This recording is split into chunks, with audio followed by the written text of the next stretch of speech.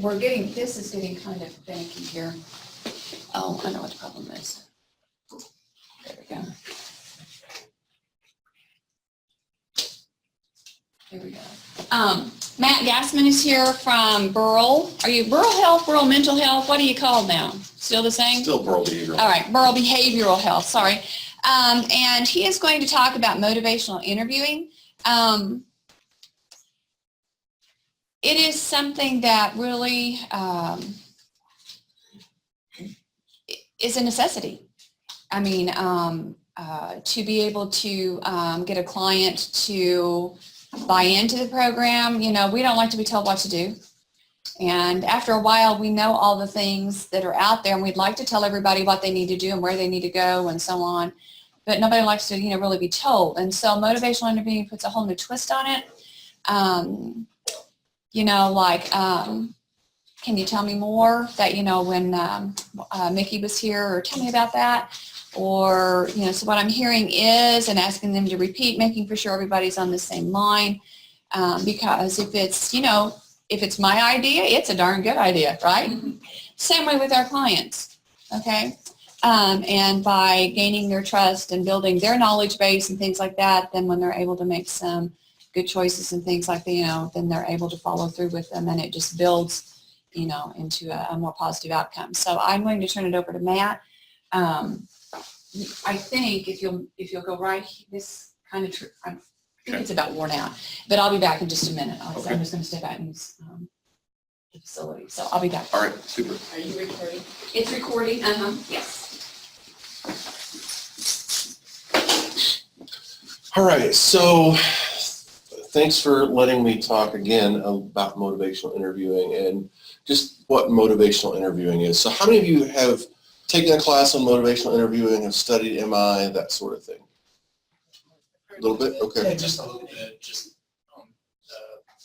whatever's on the internet from me. Okay, so what I'm going to give you is just enough to stimulate some additional interest. And so don't see this as, okay, I've had motivational interviewing, now I can provide and practice, because it's not enough. But I can give you, in this amount of time, I can give you the game plan. Generally speaking, a good motivational interviewing class seminar is, in that 16-hour range.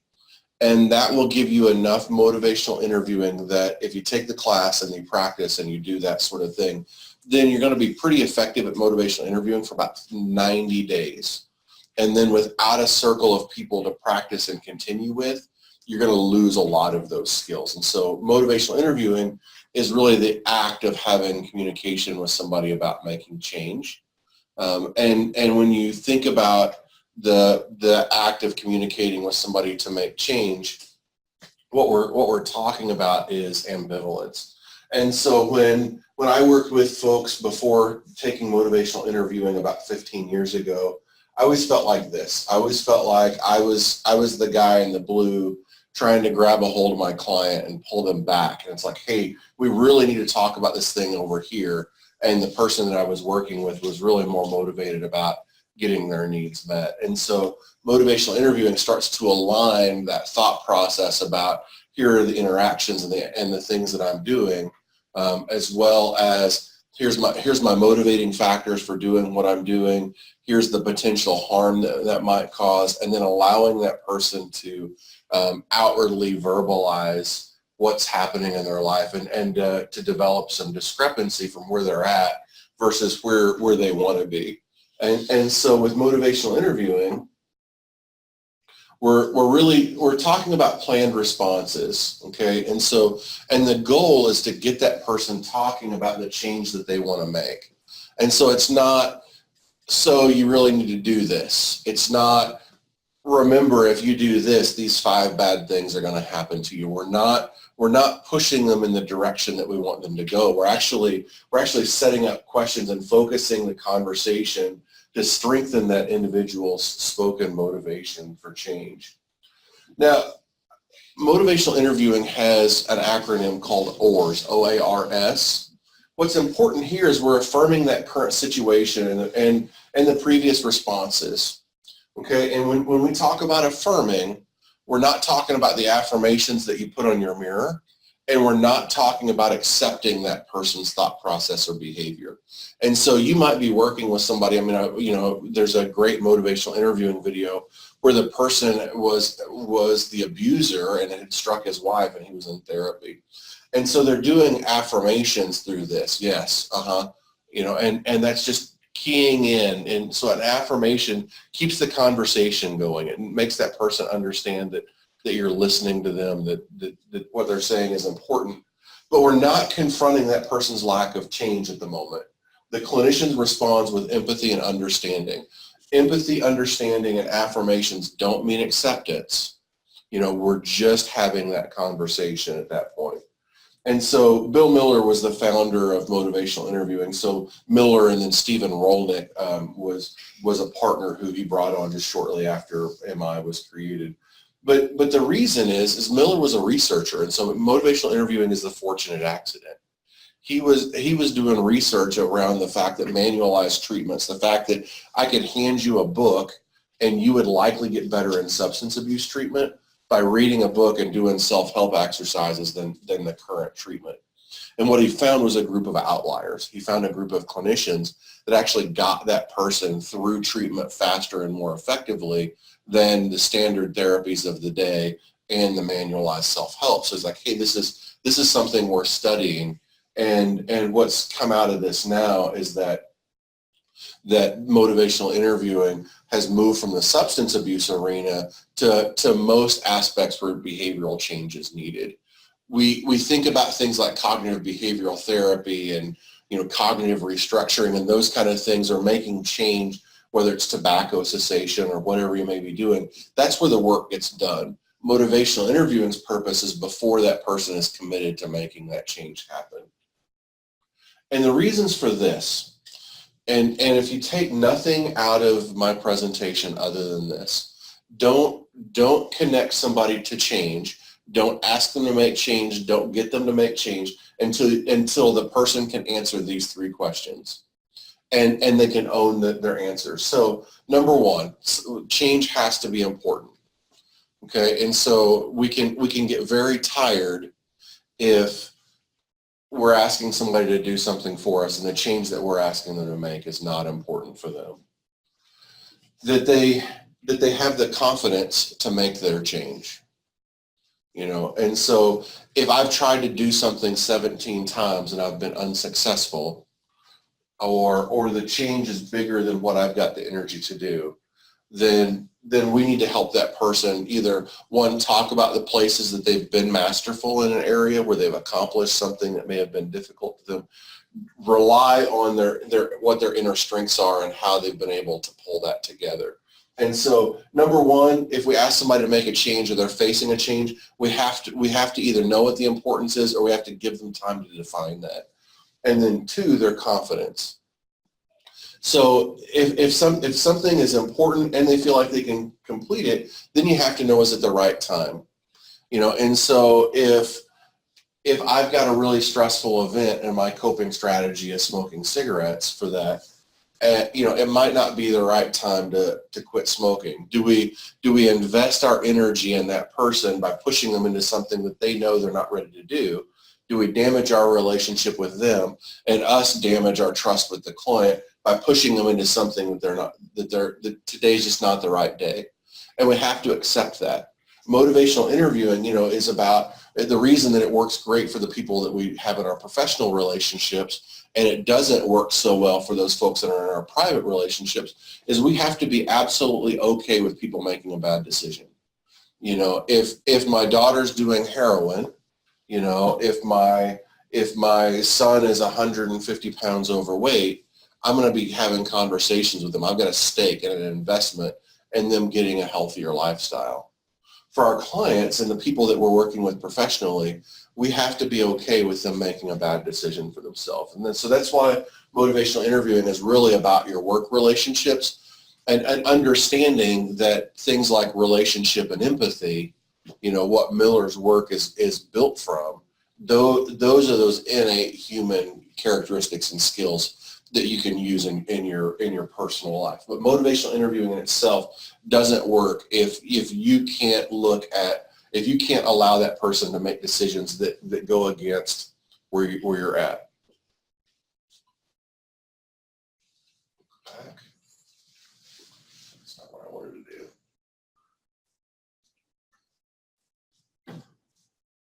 All right, so I just made sure I was on the right slide.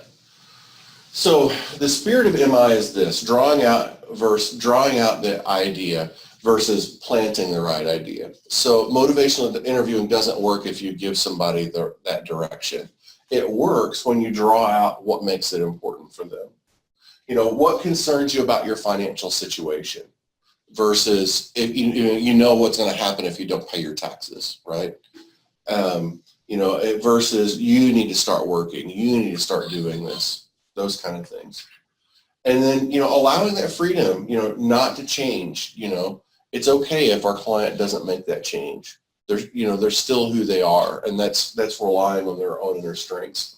How ready are you to make this change? On a scale of 1 to 10, how are you with that? Maybe they're a 2, which says they've got some motivation. Maybe they're an 8 saying, hey, they're ready to make that change. Versus if you delay getting sober, you could die. Well, they already know that. Our folks know the balance of the things that are going on with them. They've already had 100 people, from family members to coworkers to whoever it may be, talking to them about the negative aspects of their behavior that other people don't see as societally appropriate. And so our job is to allow them to talk about the reasons and the motivation for doing that for themselves. So then, and that piece of collaborating, what do you think you'll do?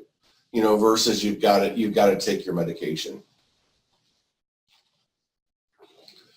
The most powerful thing that you can do is to really talk about the pros and cons of their situation. They need that connection, that acceptance from their clinician that their previous solution to the problem was meaningful and the best they had at the time.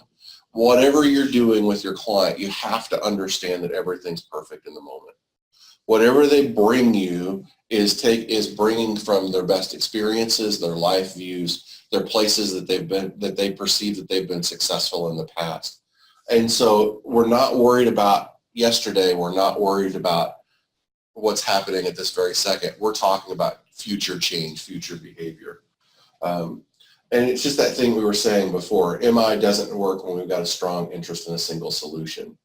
Motivational interviewing is about resolving the magic word in MI is that ambivalence. Do I make a change? Do I not? Do I change like this? Do I stay where I'm at? That's what motivational interviewing is really about. Any questions about that piece? Okay. So here's the basics of it, right? We don't want to be wrestling with our clients. We don't want to be mentally and emotionally tired because people aren't taking our advice. We don't want to finish a day feeling completely and totally ineffective. Motivational interviewing helps that because it's all about the individual. And so if you're not familiar with the substance use side of the world, and when that person is talking about change, or if you're looking at other evidence-based practices, one session of motivational interviewing in a lot of environments is about as effective as 3 or 4 hours of cognitive behavioral therapy. And because what it does is it starts that conversation about change. It asks evocative questions. It's going to let that person really have something to think about that's connected and relevant for them. But don't set the stage for the client to argue against your desired intervention. And so, it's much like if I was to say, ask one of you to hold your hand up in the room, I could put my palm against yours and I can push, do it with a family member or whatever. Just say, ask somebody to hold their hand up. And when you push, that person's gonna give a little bit, but there's gonna be this moment, and it always happens. I've done that exercise at least 100 times or more, and there's only been one time that somebody would push past the point of no return. Generally speaking, somebody will push a little, they'll take being pushed on a little bit, and their natural reflex is to push back. And motivational interviewing is is doing the opposite, not giving somebody something to push back on. It's about that connected relationship in a helping fashion that's scripted so that that person can focus their energy and their time talking about the change that they're considering in their life versus feeling defensive and having to tell us why they can't make the change and why it's too hard. Remember, thinking back to what we were saying earlier, change happens when people feel that the change is important, when they feel that they're confident to make it and they're ready. If one of those things aren't at an agreeable level, if there are questions in importance, readiness, and confidence, nothing's going to happen. No long-term behavioral change will happen. And so that's what this is. Let them talk about the importance. Why is this important to you? If this doesn't happen, then what would happen? You know, those kind of things. You know, if you stay where you're at, what does that mean for you? One, you're going to learn if I stay where I'm at, I'm perfectly happy with it. I'm fine. Well, then we know where they're at, right? Well, if you don't make that change, what would happen? Well, whatever it may be, you know, I may have to go back to jail. I may have to get put on a medication for my diabetes or my high blood pressure. Are you okay with that? You know, like as you're weighing out the options, how do is that something that you're okay with? No, I'm really not. Now all of a sudden they're talking about, you know, that this change isn't, they're okay with it. Has there ever been a time where you've heard this information before? You know, were you ever able to manage a situation that was similar to this? How did you do that? You know, speaking to their confidence. You know, would you like some information about this, you know, this topic, speaking about that confidence? And then when's a good time to start this? You know, or do we, you know, is it something we want to work on this week or 6 months from now? What would need to happen for you to be ready to make those decisions? And when you ask those open-ended questions, you know, those questions that are going to help you get to those answers that are more than yes or no, you're going to learn about what makes that person tick, what makes that person work. It went back on you for some reason. All right. From where, yeah, you were there and then Got it. Just like you have a person, because there's one woman that we know that she had to have her. Uh-huh. So now she's seeing the results of not making the change. You slowly look into, you know, this kind of speaking, and because, you know, she already knows the results of not changing. It's kind of related to diabetes. So for her, you're gonna want to do a lot of assessment, right? So is saving more of her, you know, is not having future amputations, saving more of her limb, is that something that's important to her? Well, that could come across as a really dumb question if we're not careful, you know, because we often get shamed by family members and people that were like, why did you let that happen, kind of stuff, right? Or we know deep down, you know, I had a family friend who, you know, passed away due to complications related to her diabetes, but she always had chocolate there, you know, and those kind of things. And so, or, you know, I can just take some more insulin or whatever it may be, you know. And so what you're going to look at is like readiness and confidence, you know. You know, based on what I'm hearing you say, it seems like managing this is pretty important, you know. But I also hear you say that this is kind of scary, and you've never had to manage things this closely in the past. You know, how do we live with that? You know, what do you know about this? You know, so that you know whether or not that person needs some more education. You know what's kind of working with them. It could just be that, you know, maybe they're not going to go on a complete diabetic friendly diet, but maybe they're going to take their blood sugars more often. You know, maybe it's about testing and knowledge. Maybe it's about connecting with a dietitian, you know, at Hy-Vee or something like that. But until you know those pieces, you know, then it comes through. And so I have a chronic condition. And I generally share in when I do motivational interviewing that, 2014 I got diagnosed with AFib, and my AFib is really well managed. But the interesting thing is, when I was talking about this about a year ago with my mom, she made the comment, she said, people don't manage their health the way that we want them to manage it until after something bad happens and they get scared. Well, I was never fearful. I mean, my situation with AFib, it took a couple of months. We got it managed. I had a cardiac ablation. My heart rhythm is normal. Other than taking a high blood pressure medication, which I took before, the change in my life after initially getting diagnosed and get it managed was minimal. But my motivation wasn't the fear of having a long-term heart condition. The fear of my motivation wasn't, about me. But at the time I had a 6-year-old kiddo, and that me being in the hospital because of this scared him to death. And so my motivation was really about, I don't want him to feel this way. It had nothing to do with me. But if we make assumptions why somebody's motivated to do something, then, our assumptions are generally wrong. So we're always asking that person what their motivation is, what their strength is, what their challenge is in relation to this. So again, that direct persuasion is not an effective method. Trying to convince somebody, having a great argument, being a great speaker really does you no good in motivational interviewing. We're talking about empathetic responses, drawing on that client's past successes, seeing what their motivation is. Because motivation turns off when somebody's ready to work. All we're doing here is we're working with that person who just got, here's their diagnoses, here's their situation, and they're not sure if they want to do anything about it first off. And on the other side of it, we're not sure that if they get the information that they've got the confidence to be able to carry that through. The counselor is directive in helping the veteran to examine and resolve ambivalence. That's what we're trying to do, is we're helping them to examine and resolve their ambivalence. In this stage, we don't provide the solutions to the problems.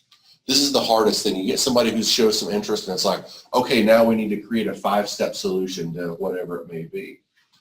Our job is to slow down, really not jump into anything, because the intervention at this point is helping that person determine if it's important to make the change, if they're confident that they can do that change. It doesn't matter how much great advice that we give somebody if they're not confident that they can make change.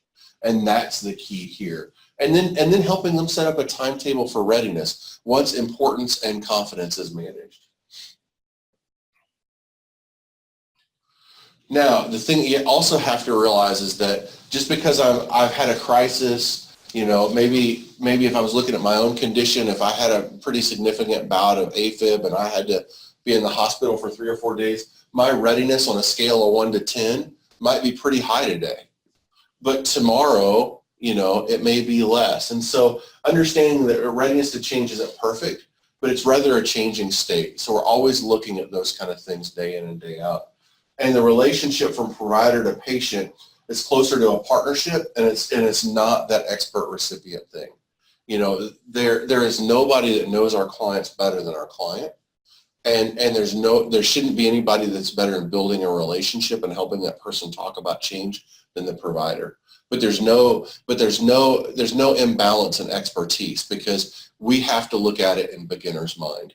An expert has very little to learn, and each of our client situations, while there are patterns of behavior that you guys will probably see, the situations and the things that got them there, their viewpoints, all of those are very unique. And so, if you walk out of here knowing that we have to look at each of these situations, no matter how mundane and how routine it is for us, we have to look at each of these client situations as a beginner and not an expert. And you guys understand from this presentation, you have to be able to address importance, readiness, and confidence, and you have to know that before making a change. Then my presentation is a success. But it really is about that relationship with the provider.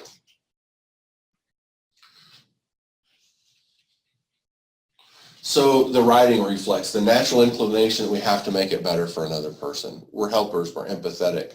We want to make things better for them. But if we do that, then we're gonna feel better for ourselves in the moment of like, hey, you got to do these 9 things, otherwise bad things will happen. Well, that'll make us feel good in the moment. but it also is going to create some resistance, which will then in turn cause us burnout.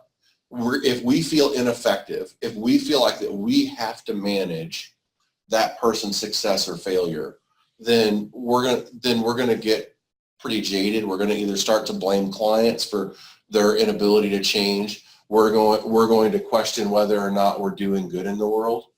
So those are pretty significant dangers and the places that I see a lot of burnout in. But when you find yourself doing this, just stop. Just take a minute, breathe, examine the things that are within ourselves that make us feel like we've got to push. And understand that those things that are inside of us that makes us feel like we have to push are really those things that were inside of us. The individual has the opportunity to make the change. I make bad choices for myself all the time, and we all do in this room.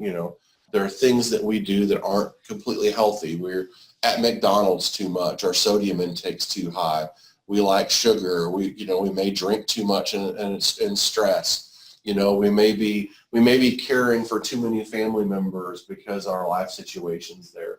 But we choose to do those things in the same way that our clients do. They get the opportunity to make bad decisions for themselves too.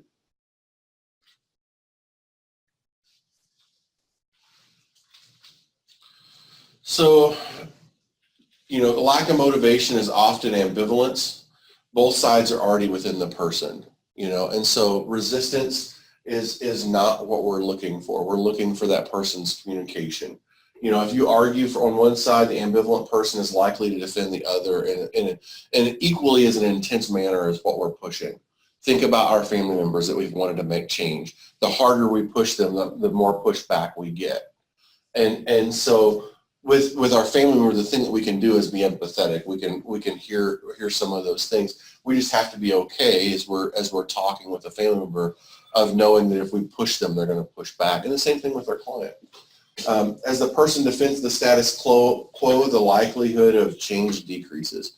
The more ammunition we give them for change, the more they're going to give us why they can't. And their thought process is going to be occupied with, no, I can't do this. It's unrealistic.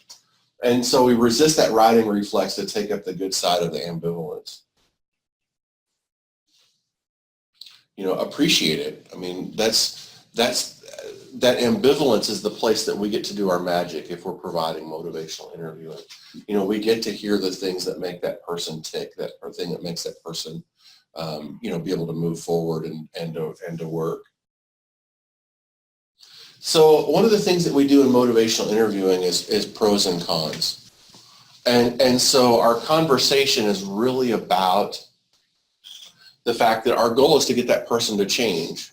And if we don't know the whole story, then the likelihood of being able to enact the inner motivation or help that person create an intervention that's going to make them change is going to be much decreased. And so, when we look at this, how many of our clients are like, hey, tell me, tell me the good things when you smoke pot. When you're smoking, tell me what it does for you. Well, it helps me relax. It helps me with pain. My friends and I have fun when we smoke, and it makes me feel good. How many family members are saying, hey, tell me the great stuff about your addiction, and so all of a sudden it's starting to break down some of those walls. So we start with the positive of the negative behavior. What's accomplished when we stay where we are. Then what are the cons? The doctor lectures me, I'm broke, I've got legal problems. What are the negatives of quitting? I might lose my friends, my pain's going to be worse. I might be more anxious. And then we always finish, whatever you're doing, you're always finishing with, tell me the positives about the change. If a magic wand was waved and things look different 5 years from now because of changing this behavior, how would things look for you? What would this look like in the short term and in the long term? And here you get this. But if you said, hey, hey Matt, you need to quit smoking pot. I will never tell you if I give you 5 or if I, the provider, am given giving 5 reasons to a client why they make change, I'll never hear in their words why they wanted to make that change anyway.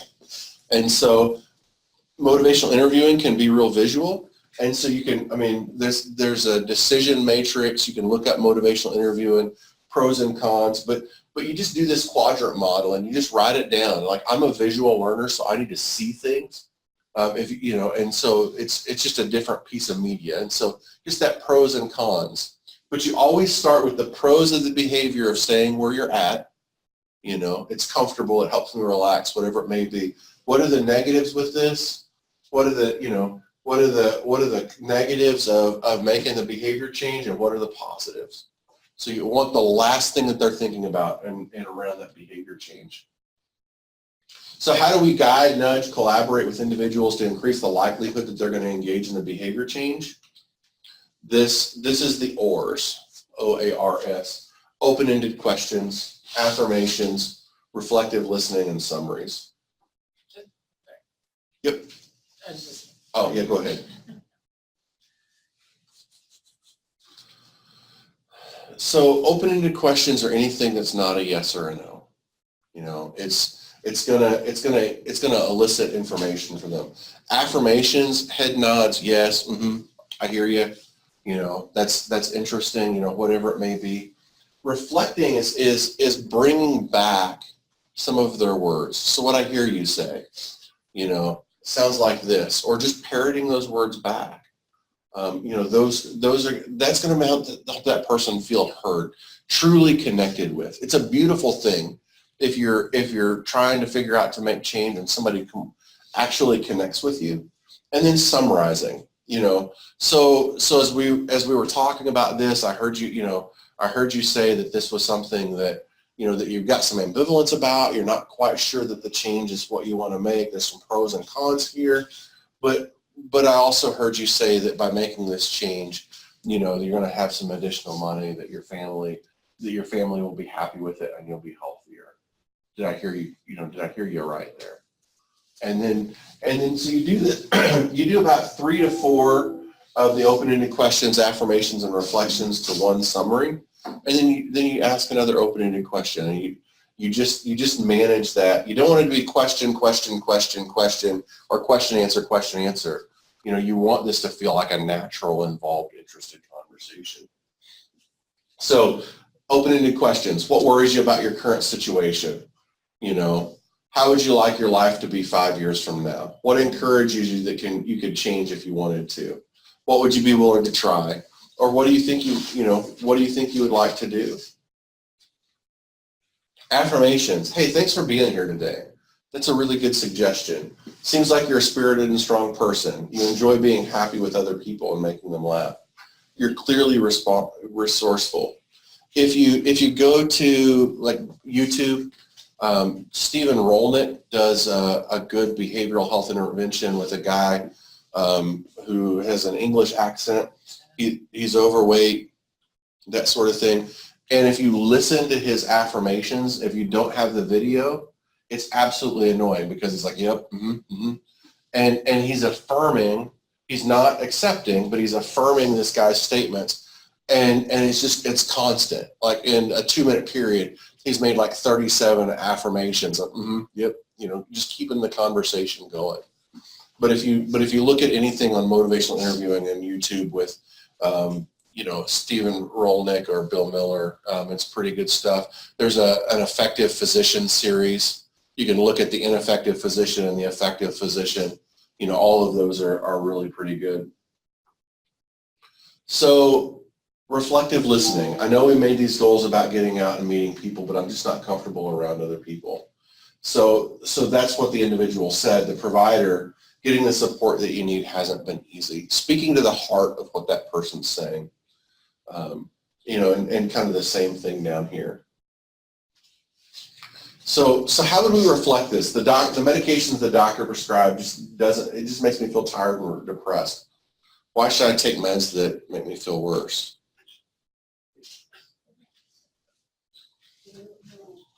Do you see any change talk? Do you see anything that would reflect that person's strength? Well, they're realizing how they make them feel. Okay. They're able to tell you. Okay. Yeah.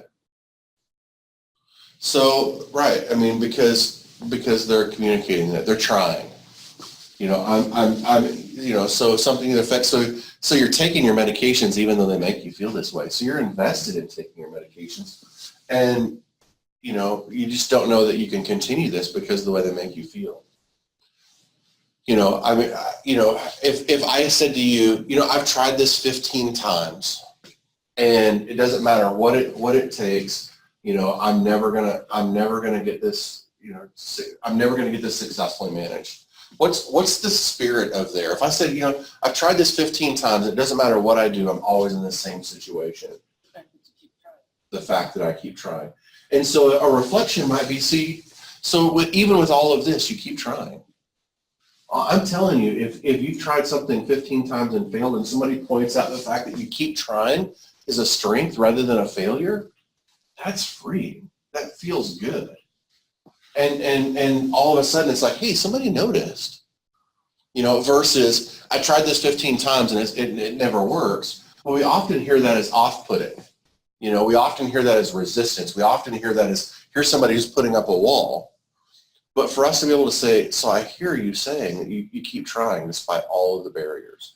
So can we go on, because I don't get much practice with this, because I don't know with clients, but granted, a lot of people take a lot of medicines and for a lot, some of them really do make you feel worse or they start making you feel better, or people have the unrealistic expectation that I'm gonna take a pill and in a day or two I'm gonna feel perfect. So, after affirming that, I'm really proud, or that you have been, shows that you really want to make a change if you continue to do this.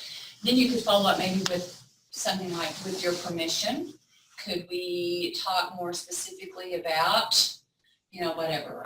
Like if you've done something 15 times and you're still getting the same thing, then it would be a fair question with their permission of asking to see, are they doing the same thing over and over and over again, 50, or are they changing it? You see what I'm saying? You could throw that out there. That would give them the opportunity to say, with your permission, can I ask a couple more questions to get better information? Absolutely. As long as you're looking at importance, readiness, and confidence, don't feel rushed with this. Feel like you can ask those questions. Tell me more about that.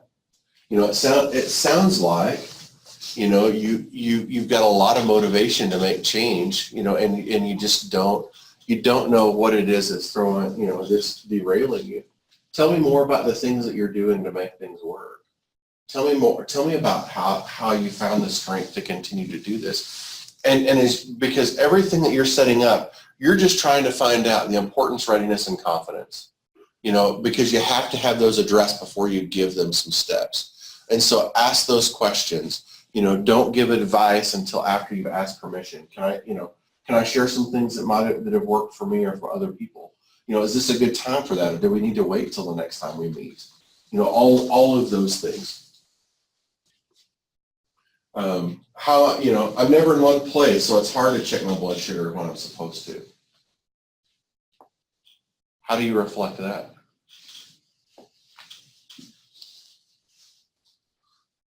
What's their strength? What shows that they're trying? Yeah, even though it's hard. Mm-hmm. So you're checking it even though it's hard.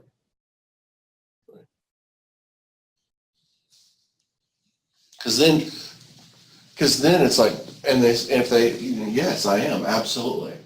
So then you can ask the open-ended question. So tell me a little bit about your routine.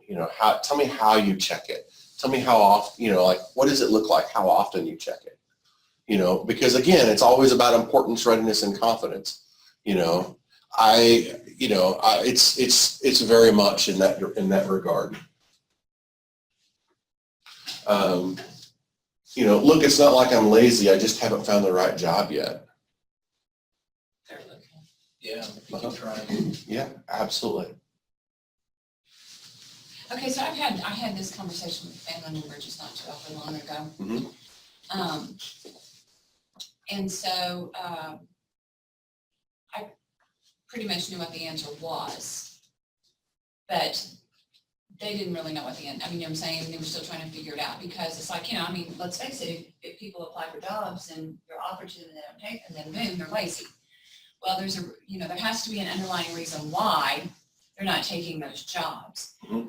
And so after a little while of self-reflection, it was like, well, I'm afraid that I'm going to be out of my comfort zone. Mhm. I'm not going to know anybody there, those particular kinds of things. And it took about 45 minutes, seriously, 45 minutes of getting to that point where they weren't making excuses and actually facing the fact of what it was. And then after that, then the conversation was able to proceed in a much more positive way. I could have just as easily said, well, I know why, because you don't know anybody, you know, when you don't know anybody, it makes you feel uncomfortable, blah, blah.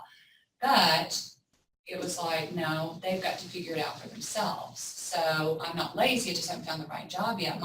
Could very well indicate that that's kind of their excuse, because, you know, maybe they're having to do something totally different that they're not trained for, or they're having to go someplace new where they might not know anybody, those kinds of things. So getting them to open up about that. Yeah, I mean, we have to be aware that anytime that we're in a helping relationship, there's a power imbalance, you know. And so with motivational interviewing, we have to be aware of that question and answer trap. You know, in classrooms, in education, in the parent-child relationship, in the work relationship, the person in power gets to ask the questions. The ones that are subordinate have to answer them when they're told. You know, the other thing is trying to find the motivation. You know, if it's looking for a job, it might be I'm not skilled. I'm anxious about the environment.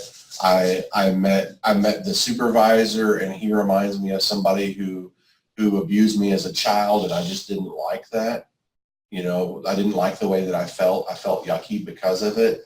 You know, I mean, it could be 1,000 different reasons, but if we assume what that reason is, then we fail, because we're not getting at those internal strengths, and we're not able to talk about that importance, readiness, and So on confidence. that, the question, open-ended question be, so what exactly are you looking for?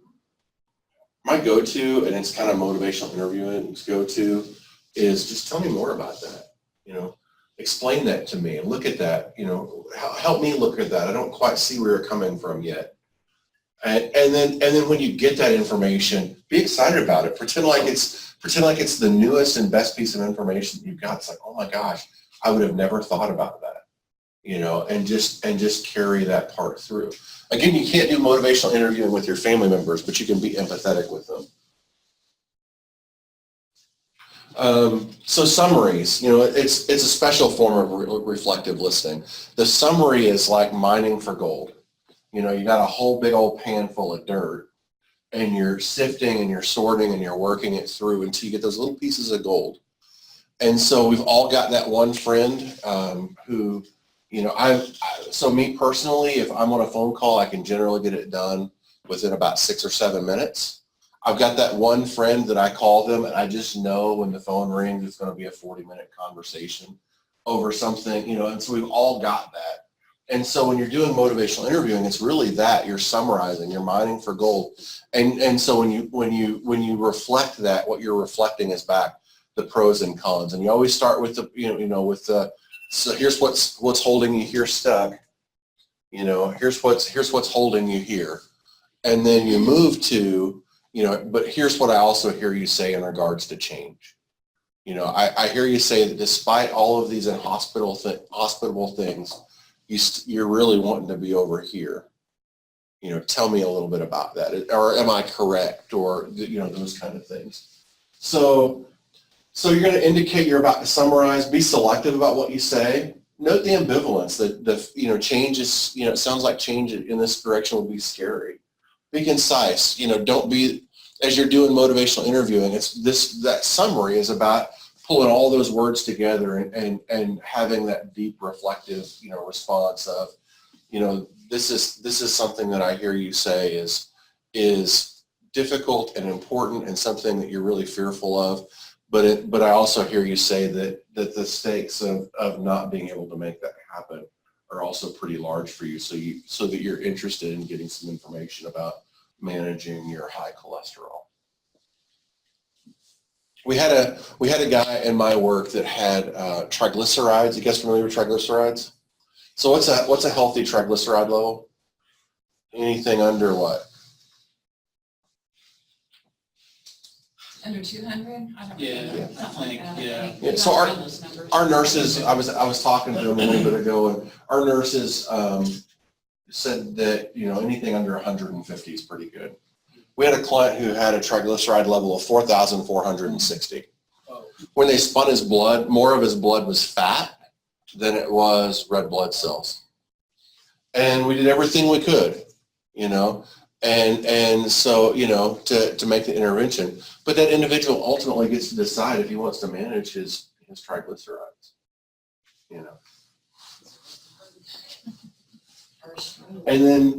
And so we end with an invitation and then use change directives or ask another key question.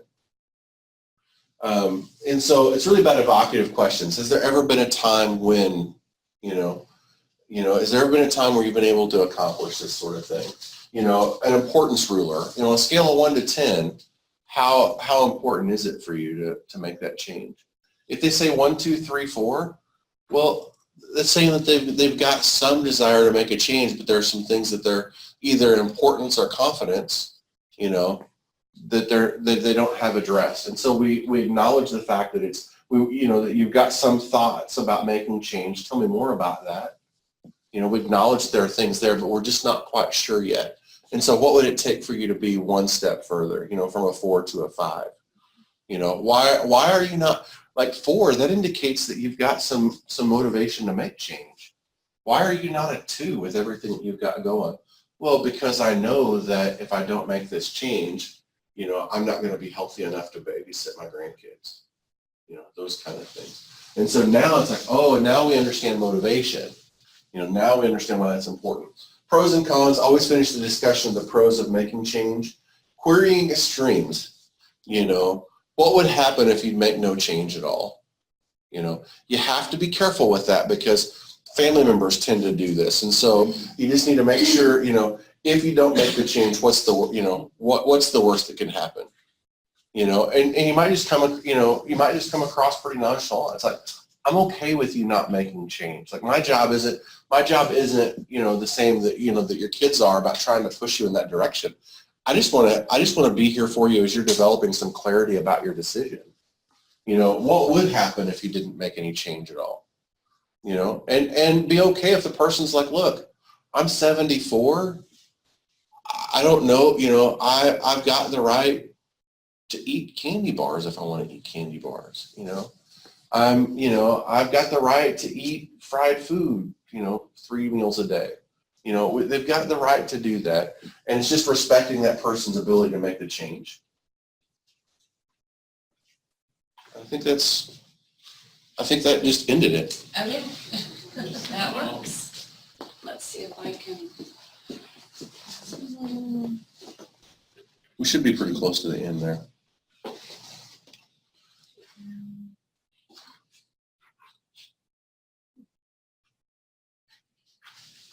We're down. I slid up into. Thought I had a question slide, but anyway, that's Okay. What questions do you guys have as we're wrapping this up?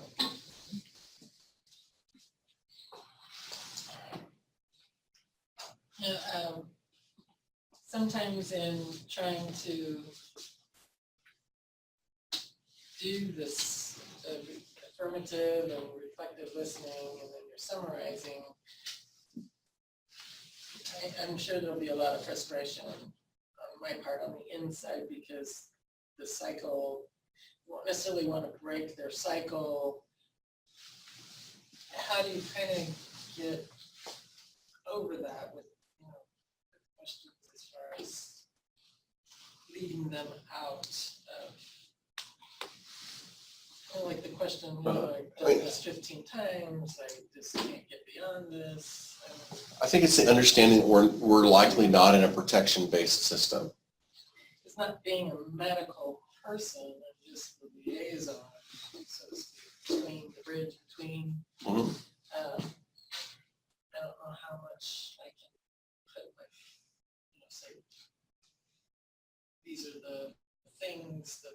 doctor saying, I'm not explaining myself right. Well, I mean, and there's a medical hierarchy, and what they found was people would tell the doctor, yes, I'm ready to do this, and then they would take the papers and then toss them in the trash. Right. And so our job, at least as the behavioral change agent, is assessing whether or not they understand the directions that are given, whether they feel like that the change is important, whether they think about, the change is, is something that they're confident to do. Are they ready to do this? Like the biggest thing that we can give them is they've already given the information. We get to give them a few minutes and the opportunity to be able to decide whether or not they're going to implement the change, or we're going to give them the opportunity to feel confident about making that change. And that's the real deal. Most change happens when we're ready to receive it. We're planting trees. We put a seed in, and you're not gonna see the results in 2 or 3 weeks. I'm over 40. I know where my toothbrush goes, and I know where my toothpaste goes, and it's pretty darn hard to get me to change. Like, hey, you should. I know you normally brush your teeth and in your bathroom, but I think you really should brush your teeth in your kitchen because that's a better place to do it. And so if you're telling me that, which the doctor would tell them that, then by golly, no one's going to tell me where I need to brush my teeth, and brushing my teeth in my bathroom makes perfect sense for me. But if we could say, look, by doing this, whatever, how do you feel about that? Well, it seems like a really silly idea for me. But if doing that is going to decrease my blood pressure by 3 or 4 points, maybe it's worth a shot. Or what's my family going to think about me for brushing my teeth at the kitchen sink rather than the bathroom sink? I know that that's a ludicrous proposition, but it's having those conversations and letting them verbalize and articulate it. That's where the power is by giving that person something that they would normally be like, nope, hands off, this isn't yours to make.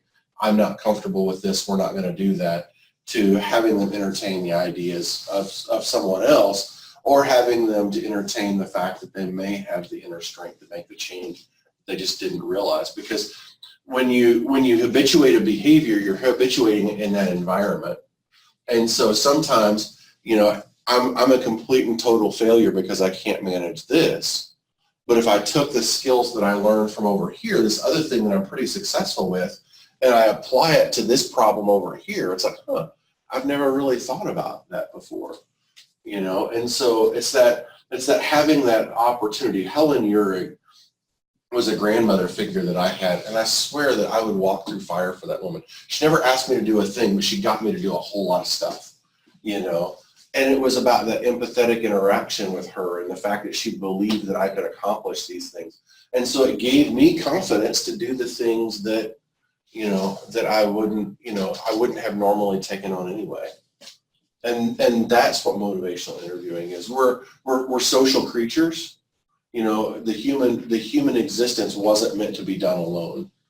And in tribes and in cultures, and whether you look at it in a religious context or you look at it in an evolutionary context, people have been together for thousands of years, and that there's a lot of belief that the frontal lobe isn't about logic.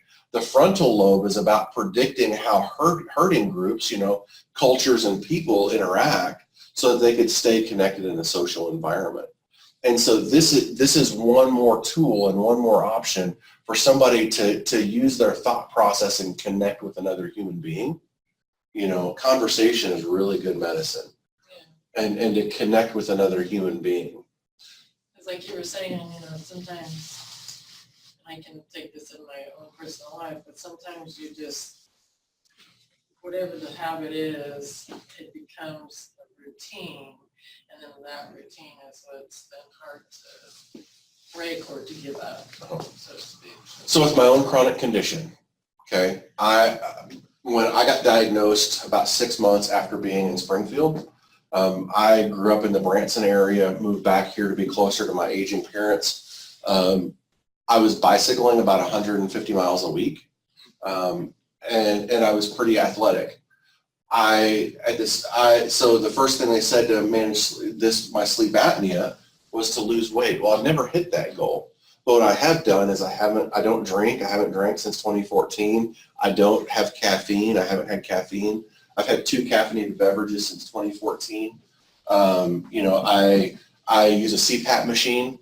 I was diagnosed right after my second marriage, and I just didn't want to have a machine tied to my face in a new relationship. 10 years down the road and a kiddo later, yes, there's a big difference between, being almost 30 and, being 40 and 10 years in a relationship. So like I made some pretty major changes, but I haven't ever hit that you need to weigh 250 pounds. And so it's time, it's letting people know that there are multiple solutions to solve a problem, and then going from there. And so it really is about the relationship, the fact that people need somebody to bounce ideas off of. We do a lot of suicide training, a lot of suicide work and where I'm at, and people can get tunnel vision. If you're in a stressful situation or if you're in pain, you often see that there are very few solutions. So like for me, if I put my hand on the hot burner of a stove, what's my reaction to do it? Pull it away, right? So if my hand's burning on a hot stove, what options do I have to get rid of the pain? What else? Turn it up. Yeah. But my first reaction is, ow, this hurts. I got to get away from that. I've got to avoid that pain. I've got to avoid that pressure. We need somebody to help us build some skills, and so our job, once that person is there, we may not build the skill. You may not be helping Matt Gass lose weight, but you might be talking to Matt Gass about a tobacco cessation class. I wasn't a smoker, but a caffeine management class, or healthier food, water intake, those kind of things. Build some smaller successes to get to the point where that person needs to go. Little steps so that you manage that confidence. What do you suggest to practice? You just start doing it right off the get-go? And I think watch some of the good YouTube videos. Anything with Miller and Rolnick, anything that's Mint, Motivational Interviewing Network of Trainers. Take classes. Every 6 months or a year, get a refresher. and actually have exercises that you do. Yeah. And somebody would maybe critique you. 100%. And understanding that motivational interviewing is meant to bolt off empathy. If you read online, buy a book, but ultimately it's about relationship. What are you doing not to damage the relationship? That's key. Helen, you're a perfect example of that. I had amazing grandparents, but Helen just had a way, and so it's just those things that are freeing, that relies on your own expertise. I know that you guys have all got somebody who helped shape and form, who you were. What are the characteristics of that person that helped you feel confident and successful and able to do that? Draw on those things, and then allow that, and then build a relationship with that person to be able to make the change happen. Okay. Good stuff. Any questions from my remote people?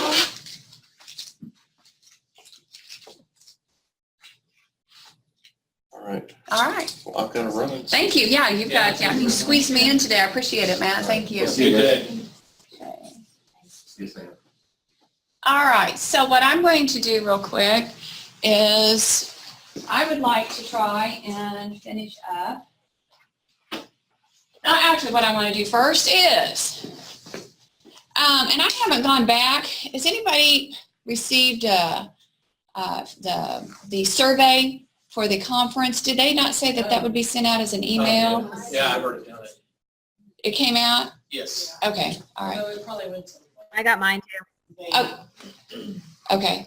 All right. Went to my work email. Okay. I haven't noticed anything, and maybe because I was